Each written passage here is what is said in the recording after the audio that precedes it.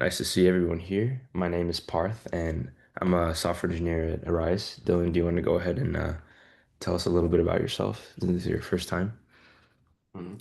Thank you. So, hi everyone and welcome. I'm Dylan Kuzon. I am an AI growth engineer here at Arise AI, and thank you for taking the time to join us today. So, at Arise, my focus is in helping engineers unlock greater visibility and performance in their AI system. Awesome. Yeah. And I work over on the backend engineering area of our engineering team at Arise. And today we'll be talking about accurate KV cache quantization with outlier token tracing. And yeah, let's get started. Let's get into it.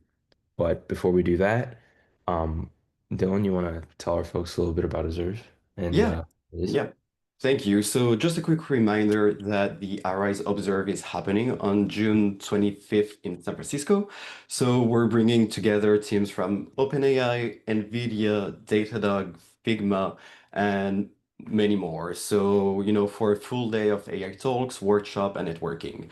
So the early bird pricing ends on May 31st. So you can either scan the QR code to save your spot now, or Sarah's just shared the link in the chat. Thank you, Sarah. Awesome. All right, so let's get started on the paper. All right. Okay, To start, we're gonna share some AI industry updates over the past week. So Anthropic latest release, Claude Opus 4, is making waves in the developer community. So they have set a new standard in AI assisted coding, achieving a 72.5 success rate on the SWE benchmark. So for as a reference, like GPT-4 was only scoring 54% on this benchmark. Then OpenAI has acquired IO. So it is a startup founded by former Apple designer chief John Ive in a deal valuated to $6.5 billion. So the rumors are that OpenAI aims to develop an AI integrated hardware device. So that's definitely something to be on the lookout for. The Chinese AI startup DeepSeek just announced an upgrade to its R1 model and enhancing its capabilities and performance. And then lastly, so Salesforce buys the cloud data management company Informatica in an $8 billion deal. That acquisition aims to integrate Informatica's robust data cataloging, integration, and governance tool into Salesforce. awesome. Thanks, Dylan. So let's get started on the actual content itself. But before we talk about the implications of the paper, we're gonna go over some base concepts just to make sure that we're all on the same page. And if you have any questions, feel free to drop them in the chat, and one of us can take a look. Go ahead. Thank you. So let's start with KV cache. So KV caching plays a central role in making transformer-based language models more efficient during inference. To understand why, we need to first look into how attention computation works. So basically, there are three matrices in the query, key, and value matrix. These matrices take the input token and transform it into three vectors, K, Q, V. This is what is like represented on this slide. So each input is basically transformed into those three vectors. Each new token typically attends to all previously generated tokens, creating a quadratic growth in computational cost with sequence length. KV cache helps address this by storing the key and values from the previous steps. During inference, instead of recomputing the keys and values for all previous tokens at every step, we only compute them once and reuse them.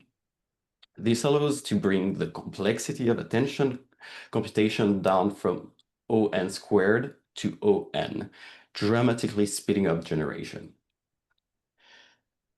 The downside is that the total memory required to make the KV cache one of the biggest bottlenecks during development, especially at scale. It's not It's not just about storing the data, it's about transferring the cache to and from memory and also introduce latency, which can reduce the overall throughput. This is why optimizing KV cache storage through compression and quantization has become such a critical area of research. Very cool. Thanks, Dylan. Right. So for our next concept, we're gonna look into what is quantization. And first, we need to differentiate between the two key types of quantization. So we have quantization and activation quantization. Weight quantization quantizes the model's parameters, weights, after training, while activation quantization quantizes the output values of the model's layers during inference. So this paper, today we're going to be focusing mainly on the second one. So quantization is a compression technique that maps high precision floating points number to lower precision integer formats. In simple words, it takes a big floating point, 32 bits integer, and transforms it into a 2, 4, or 8-bit integer. In LLM, this helps reduce the memory footprint and speed up inference. While quantization of models' weight is common, applying it to the intermediate states like the KV cache introduce new challenges due to their dynamic and data-dependent nature. Awesome. All right, and then so for our problem statement, why is cache quantization hard? As we mentioned during inference, the LLMs use the key value to avoid recomputing attention over previous tokens. This has a huge memory cost, especially for long sequences. Quantizing the KV cache can significantly reduce memory, but there's a catch. It assumes all tokens behave similarly. In practice, some tokens, like rare words or code symbols, have a very different vector pattern. These outlier tokens don't quantize well, and even a few of them can cause a noticeable drop in output quality. Existing quantization methods don't account for these outliers, leading to a trade-off between memory, savings, and model accuracy. The challenge is to make KV cache quantization smarter, tight on memory, but flexible enough to handle a few weird tokens that would otherwise ruin the result. Awesome. And just to clarify more about what these outlier tokens are, they have what are called a very low magnitude compared to other tokens in this quantization group. And specifically, it's the L1 magnitude of the key vector that Dylan had mentioned earlier when going over what KV caching really means and breaking it down into those three vectors or matrices. And these tokens that have low magnitudes are quote unquote quiet. And um, they they don't really lend the same behavior to attention that uh, a lot of these other tokens that represent maybe very common words do. But that doesn't mean that, you know, we're free to ignore them or that they're unimportant. But I think I think this paper really outlines that they need to be handled differently and not grouped in or quantized or you know approximated similarly to how the rest of these tokens are being treated. And really, the biggest thing that needs to be noted with these outlier tokens is that they distort something called the quantization range. And a really easy way to kind of understand how they might distort this quantization range is with something like binning. Let's say we have these four points on a number line starting with zero, uh, and we account for outliers in one scenario on the bottom, and we don't in another scenario on the top. And we have two bins, meaning we can store two values in total uh, in one scenario on the top, but on the bottom we can store two values, but also account for one outlier. And you can see that in the scenario on the top, we have an outlier at the very end, that's at position 9. And what this does is we kind of create two bins. The first being somewhat accurate to the original. A's true value is 0, B's true value is 1. They both average out to zero point 0.5. However, for C and D, the two on the very right, the large gap between them causes a kind of inaccuracy in how the value leads to be averaged for both C and D. But when you have this kind of extra bucket in store to store one outlier, and you can store two different values for the bin averages, you can see that A and B remain as they are. You have an extra value left over for C, so it can be stored at its true value 4. And you have an additional one value outlier store. So you can use that for D after you identify it as an outlier. And if you have specific memory set aside for these outliers and store them at full precision rather than needing to average them with these other points, then you can also make sure that the other points that are not being grouped with these outliers have more accurate quantization values. And this is a very simple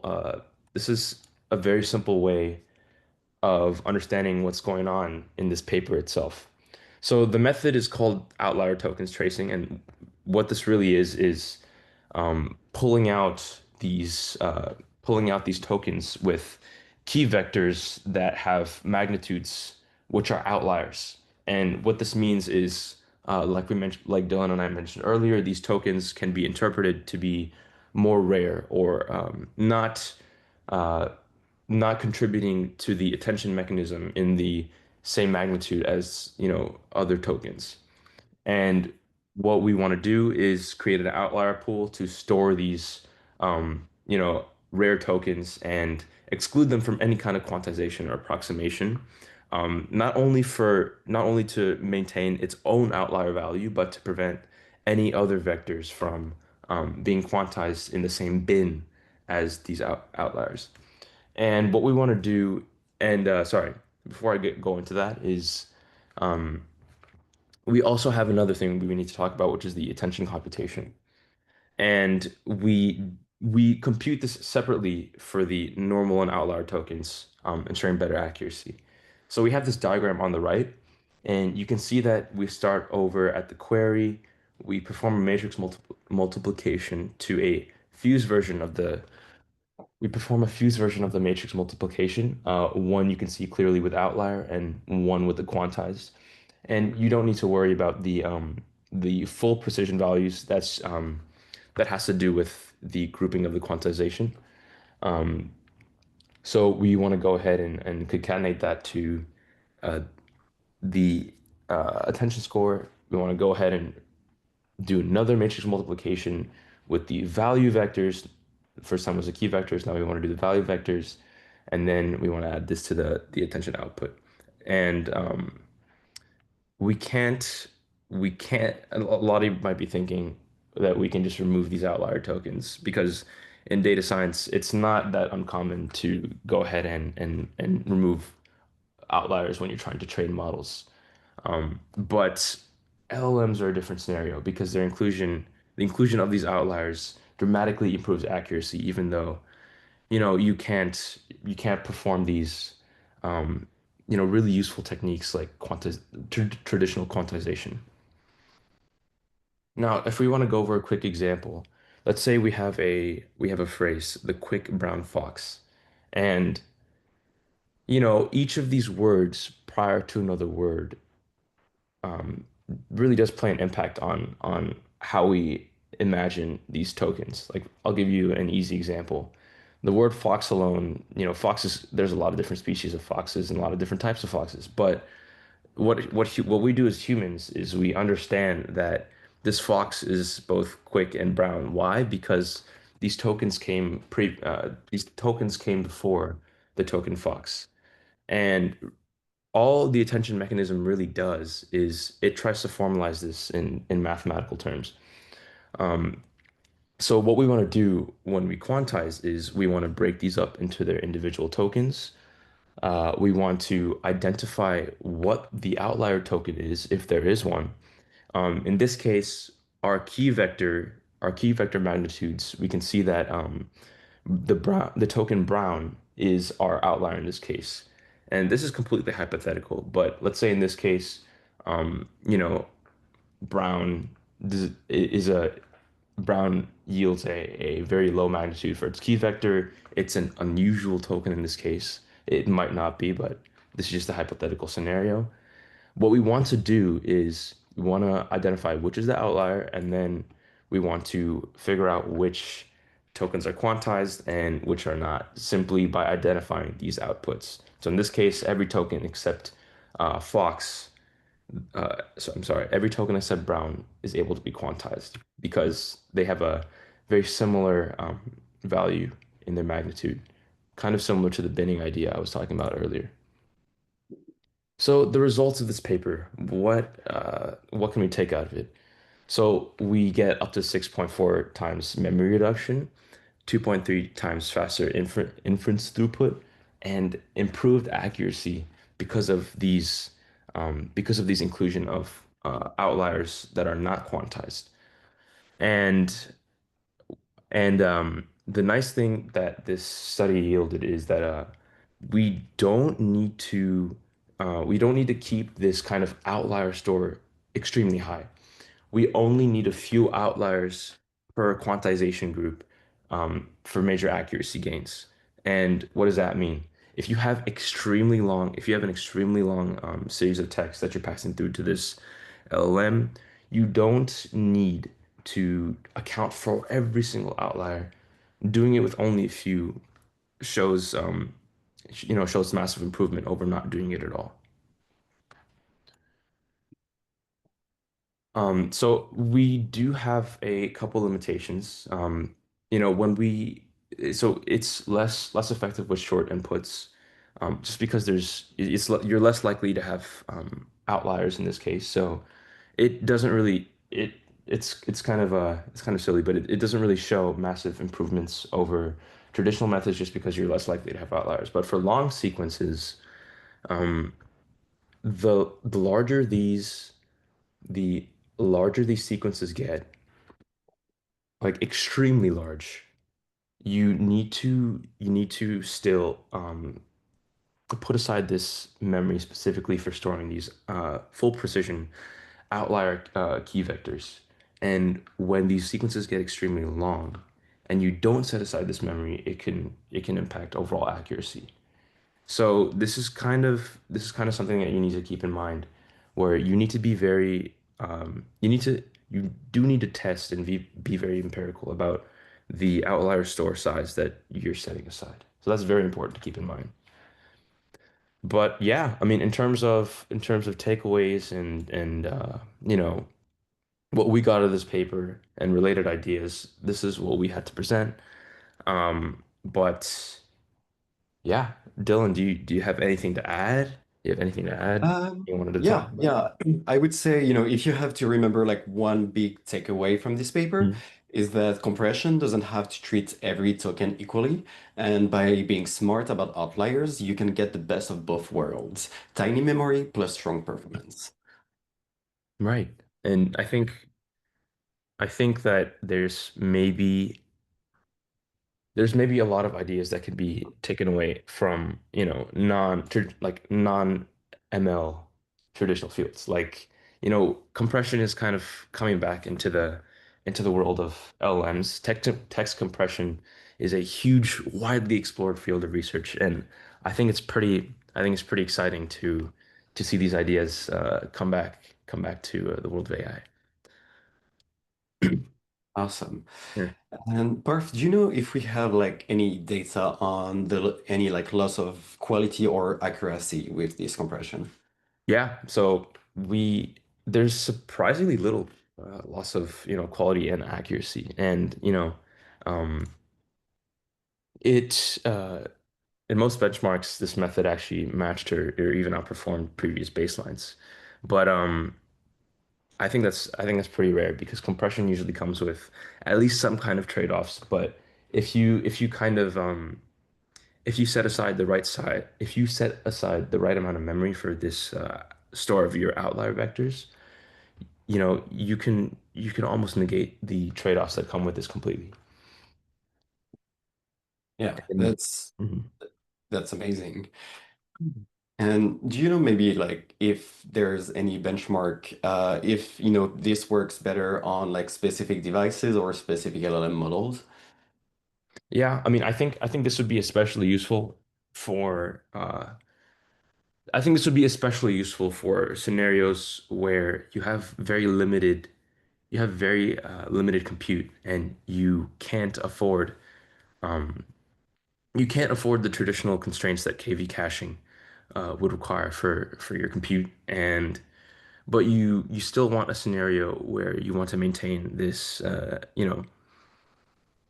benchmark for accuracy. Like the memory reduction that you get from this technique is really important for maybe mobile devices or small handheld devices, anything that's not like a laptop or desktop or supercomputer, honestly.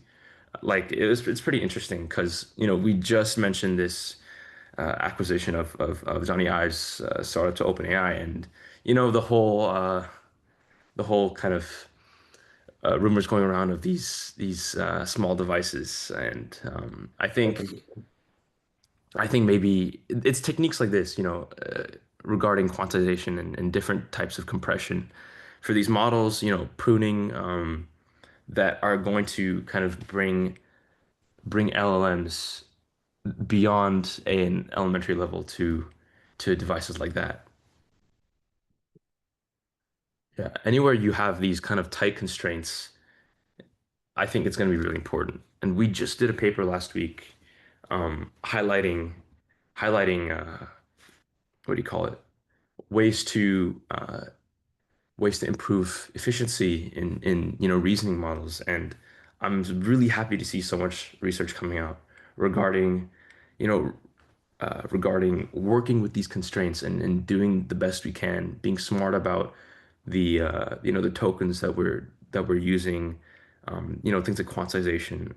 I think I think I think the next step for LLMs and AI is a transition to physical devices, interaction with reality, stuff like that. And I think we're absolutely going in the right direction, and so is the research. Yeah. Awesome, thank you. But most of our audience, they're engineers and ML teams. So how do you think that ML teams that are running these big models can actually go ahead and use or implement some ideas from this paper? Is it going to be an easy transition? Or maybe there's a gap between research and what's easily available to them. Not sure. Yeah, definitely. So like engineers that are running inference on big models, especially at scale, this is just a plug and play improvement. It can be implemented in inference engines that already supports quantization. It's it's tuning free, so teams can, you just drop it in and you see gains. That's true. So there's a GitHub repo associated with the paper as well. I'm sure we can pull it up. But yeah, it's really like plug and play. You see immediate results. That's true. I mean, you have a yeah, you have a lot of these you have a lot of these papers that are kind of not involved with the pre-training of these models. And when you have these techniques that are, post-training or tuning free, like you just mentioned, it opens up a lot of room for people to experiment and try new things with these models. Since the pre-training is largely treated as a black box, by anyone by most people that are not directly working on the pre-training of the model itself. definitely. Oh, awesome. So I Thank did you. share in the chat the GitHub that was published by one of the researchers that worked on this study.